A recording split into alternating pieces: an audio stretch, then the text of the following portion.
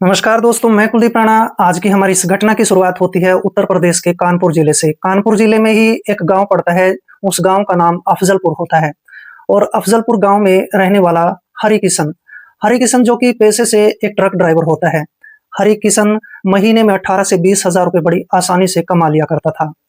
हरि किशन की पत्नी साधना की कई साल पहले मौत हो जाती है। हरि किशन के पास अपना इकलौता ही बेटा होता है जिसका नाम तेजस होता है। तेजस की उम्र लगभग 21 साल के आसपास की हो जाती है, लेकिन तेजस एक ऐसा लड़का होता है जो हमेशा अपने दोस्तों के साथ आवारा घूमा फिरता था। वह अपने पिता से पैसे ले जाया करता था और पैसे ले जाने के बाद वह अपने दोस्तों के साथ मिल बैठकर पार्टी किया करता था। दिन रात अपने दोस्तों के साथ इधर-उधर घूमता फिरता रहता था। लेकिन कुछ दिन बाद तो ऐसा आलम हो जाता है कि गाँव के लोग हरिकिशन को कहने लगते हैं कि तुम्हारा बेटा बहुत ज़्यादा बिगड़ चुका है, इसको किसी काम-काज पर लगा दो। अब हरिकिशन सोचने लगता है कि शायद अपने बेटे को किसी काम-काज पर ज़रूर लगाना पड़ेगा और इस तरह से हरिकिशन गाँव के ही एक जमींदार रतन सिंह के पास चला जाता है। हरिकिशन रतन सिंह को कहने लग जाता है कि मेरा बेटा जो तेजस है वो दिन-रात इधर-उधर अपने दोस्तों के साथ आवारा घूमता रहता है। मैं उससे काफ़ी काफ़ी परेशान हो चुका हूँ।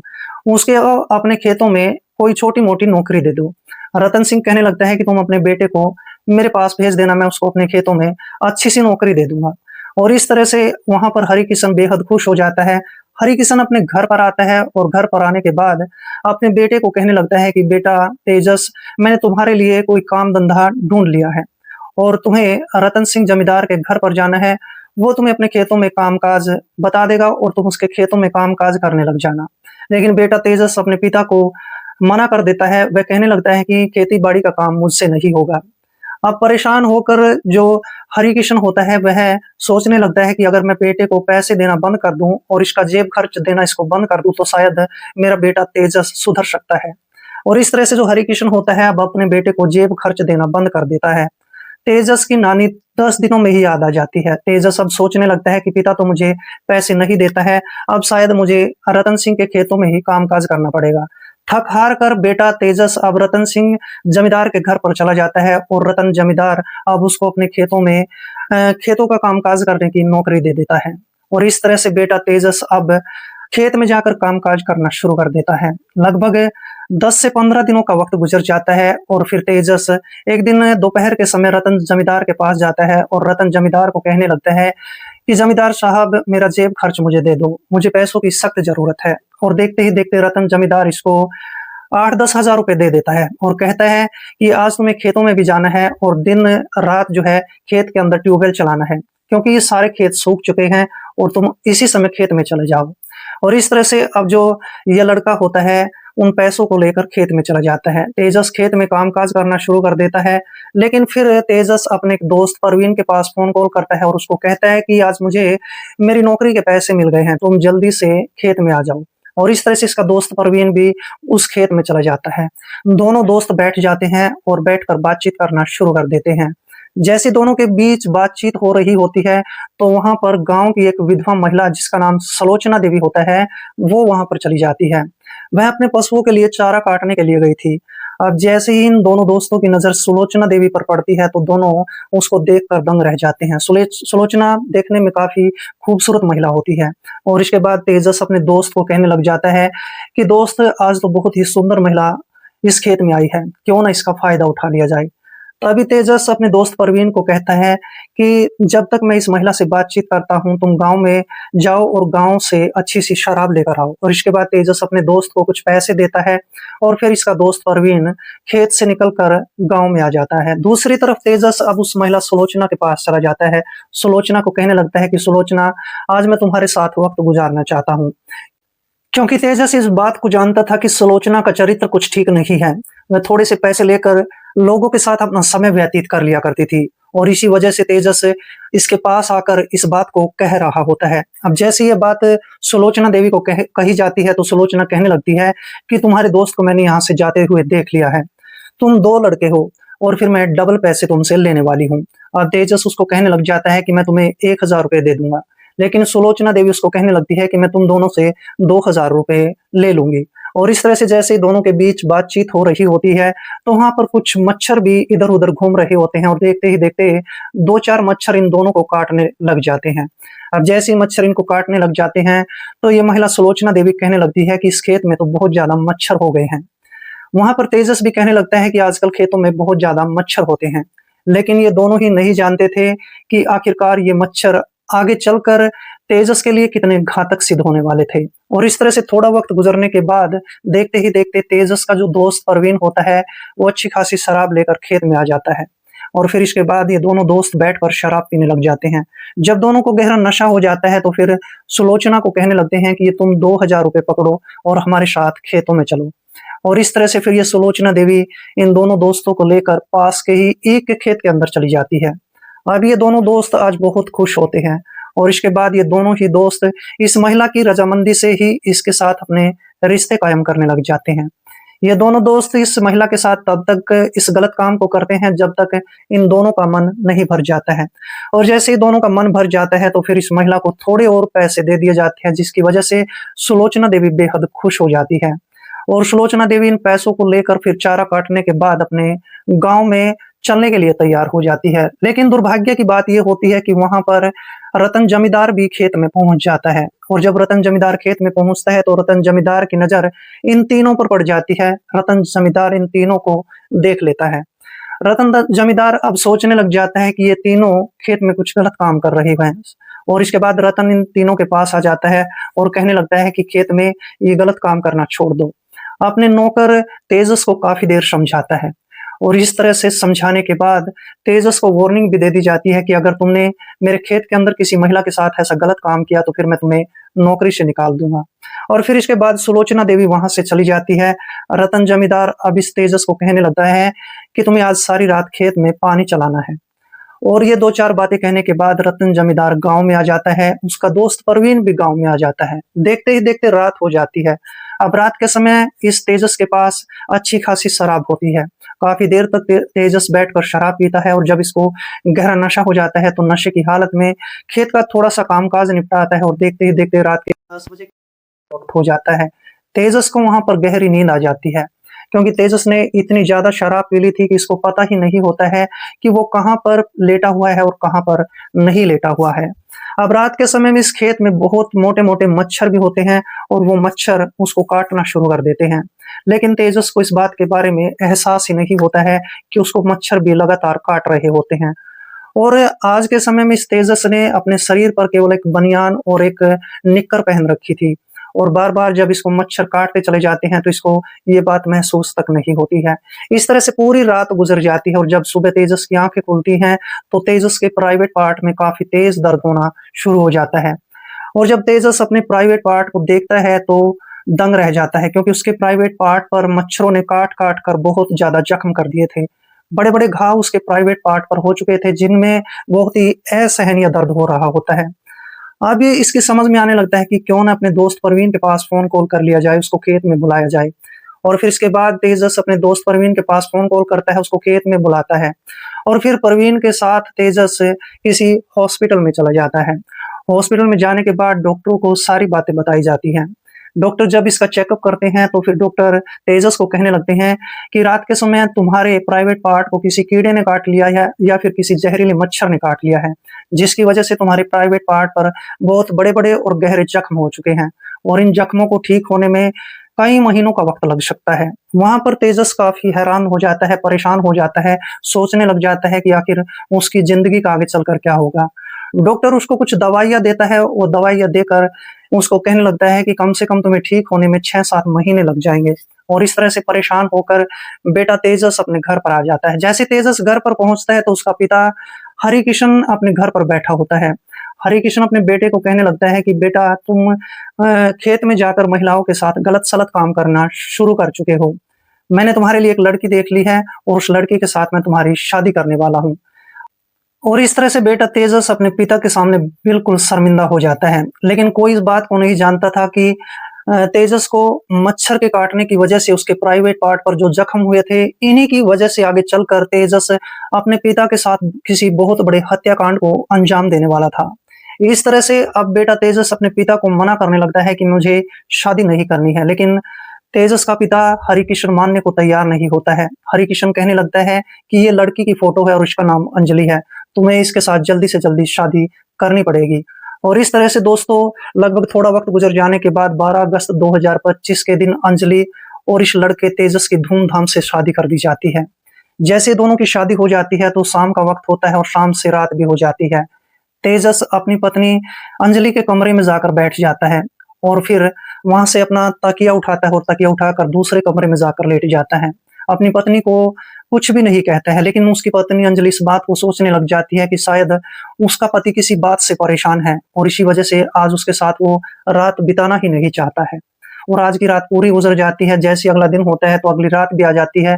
अगली रात भी तेजस उसी काम को करता है। तेजस अपना तकिया अलग से लेकर अलग से कमरे में चला जाता है। तेजस अपनी पत्नी को ये सब बातें नहीं बताता है कि उसे किसी मच्छर ने काट लिया था, जिसकी वजह से उसका प्राइवेट पार्ट बिल्कुल डैमेज हो चुका है। उसके प्राइवेट पार्ट में जख्म हो चुके हैं और वह अपनी पत्नी के साथ वक्त नहीं गुजार सकता है, क्योंकि इससे उसकी मर्दानगी पर फर्क पड़ने वाला था। लेकिन इस बात को ना तो अंजलि जानती थी, ना ही इस तेजस का पिता हरिकिशन जानता था। आखिरकार दिन गुजरते चले जाते हैं। करीब 20 दिनों का वक्त गुजर जाता है। अंजलि अब सोचने लग जाती है कि शायद उसके पति को वो पसंद नहीं आई है। अंजलि का सब्र टूट चुका होता है और एक रात अंजलि अपने पति को कहने लगती है कि मैं पिछले 20 दिनों से देख रही हूँ, तुम अलग से कमरे में जाकर लेट जाते हो, मुझसे बात तक नहीं करते हो, मेरे साथ तुम वक्त नहीं गुजारते हो। वहां पर जो ये लड़का तेजस होता है मायूस और परेशान बैठा होता है और जब अंजलि इसकी पत्नी इस पर दबाव डालने लगती है तो फिर तेजस अपनी पूरी कहानी अपनी पत्नी अंजलि के सामने सुना देता है। वह अंजलि को बताता है कि उसका जो प्राइवेट पार्ट है वो खराब हो चुका है। उसको मच्छरों ने काट लिया था। मच्छरों के काटने की वजह से उसके प्राइवेट पार्ट पर काफी जख्म हो चुके हैं। इस वजह से मैं तुम्हारे साथ वक्त नहीं गुजार सकता। और डॉक्टरों ने कहा है कि ये जख्म ठीक होने में 1 साल का भी समय लग सकता है और 6 महीने का भी समय लग सकता है। इसके बारे में डॉक्टरों ने बहुत लंबा समय कहा है। अब अंजलि वहां पर काफी परेशान हो जाती है। अंजलि सोचने लगती है कि अभी-अभी तो उसकी शादी हुई है और उसका जीवन तो बिल्कुल बर्बाद हो चुका है। अंजलि अपने मन में सोचना विचारना शुरू कर देती है कि उसका पति शायद उसको पति सुख नहीं दे सकता है और इस तरह से अंजलि अब गलत रास्ता उठाने पर तैयार हो जाती है। वह गलत कदम उठाने के लिए तैयार हो जाती है। दिन गुजरने शुरू हो जाते हैं। आखिरकार एक ऐसी तारीख आ जाती है जिसमें 5 अक्टूबर 2025 का दिन होता है। सुबह के करीब 10 बजे के आसपास का वक्त होता है। तेजस अपने कामकाज से खेत के अंदर चला जाता है और घर पर हरिकिशन और हरिकिशन के बेटे की पत्नी अंजलि देवी ये दोनों घर पर रह जाते हैं। और जैसे ये दोनों अकेले घर पर रह जाते हैं तो आज अंजलि अपने ससुर हरिकिशन की तरफ आकर्षित होने लग जाती है। अंजलि अब सोचने लगती है कि उसका अकेलापन अब उससे बर्दाश्त नहीं होता है। क्यों न वह अपने ससुर को ही अपना सहारा बना ले। जब ऐसे-ऐसे ख़्याल अंजलि के मन में आने लगते हैं, तो करीब आधे घंटे का वक़्त गुज़रने के बाद अंजलि अपने ससुर के लिए खाना तैयार करती है और खाना लगाकर थाली लेकर वह अपने ससुर के कमरे में चली जाती है। खाना भी दे दिया जाता है और फिर उसका ससुर हरिकिशन खाना शुरू कर देता है। लेकिन वहाँ पर अंजलि अपने आप को रोक नहीं पाती है। अंजलि अपने ससुर को कहने लगती है कि पिताजी तुम्हारा बेटा नामर्द है, वह किसी काम का नहीं है। क्योंकि रात उसने मुझे बताया है कि उसका जो प्राइवेट पार्ट है वो बिल्कुल डैमेज हो चुका है। मच्छरों के काटने की वजह से उसके प्राइवेट पार्ट पर घाव बन चुके हैं, जिसकी वजह से वो मेरे साथ समय नहीं गुज़ार पाता है। जब ऐसी-ऐसी बातें अंजलि देवी कहने लगती है तो उसके ससुर को वहाँ पर शर्म आनी महसूस हो जाती है। लेकिन अंजलि अपने ससुर के ही साथ हद से गुज़रना चाहती थी। अब वहाँ पर ससुर हरिकिशन ट्रक ड्राइवर होता है, वो उसका भी चाल-चलन कुछ ठीक नहीं होता है। उसकी भी नीयत अपनी बहू अंजलि देवी पर खराब हो जाती है। हरिकिशन सोचने लग जाते हैं कि कल को अगर ये बात बाहर चली जाती है तो फिर लोग मेरे बेटे के बारे में कहना शुरू कर देंगे कि हरिकिशन तुम्हारा बेटा नामर्द है, वो कभी भी बाप नहीं बन सकता है। जब हरिकिशन के मन में ऐसे-ऐसे ख़्याल आने लग जाते हैं तो हरिकिशन भी अपनी इस बहू के बारे में गलत विचार सोचना शुरू कर देता है।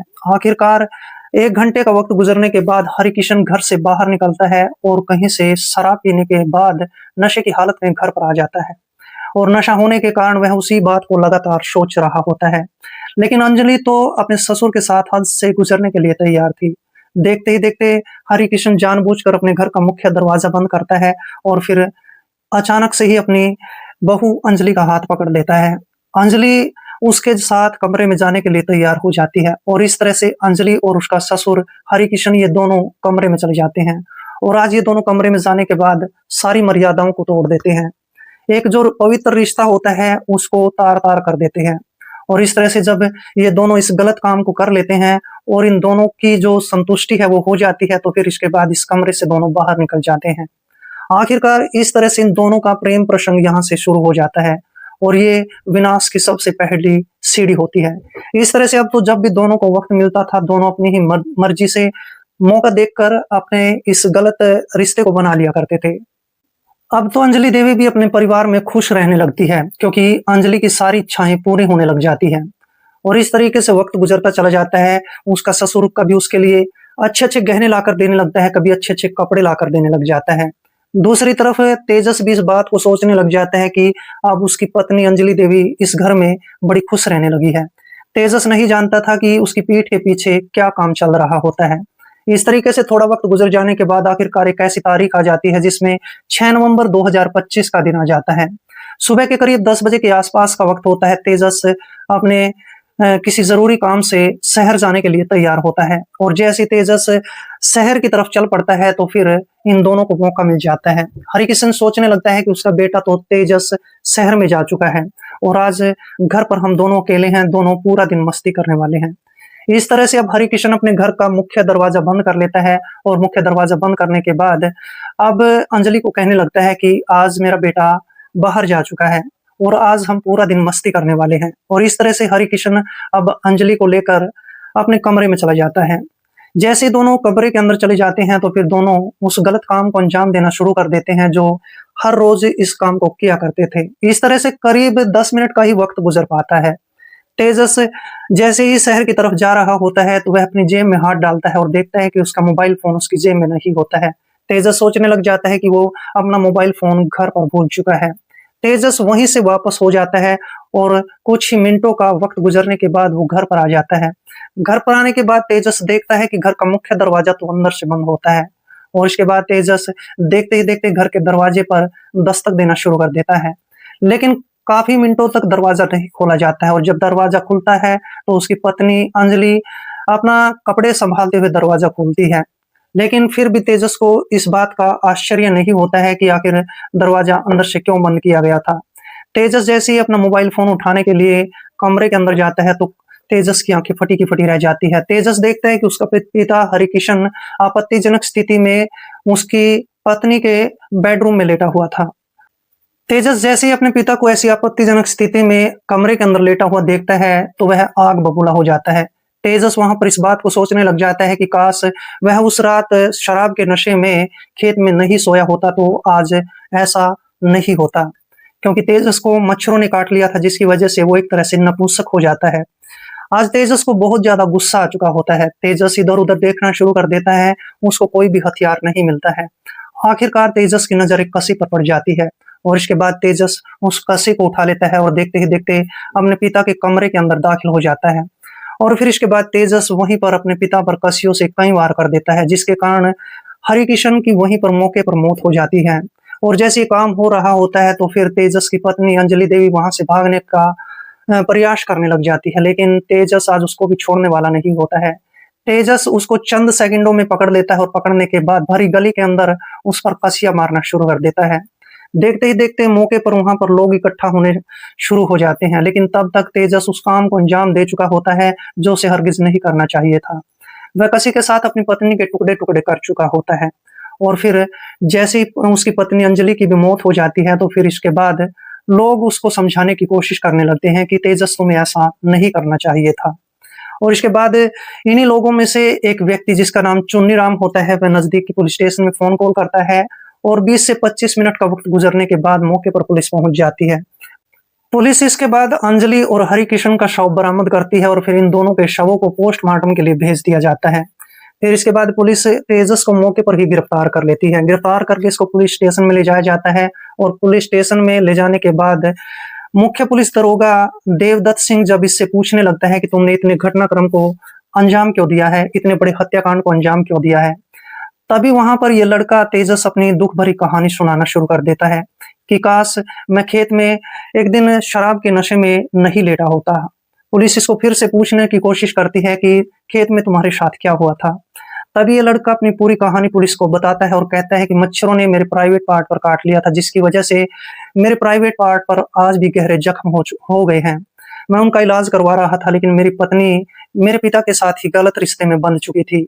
वह मेरे पिता के साथ आपत्तिजनक स्थिति में लेटी हुई थी, जिसकी वजह से मैं ये सब बर्दाश्त नहीं कर पाया और इसी वजह से मैंने अपने पिता और अपनी पत्नी दोनों की हत्या कर दी है।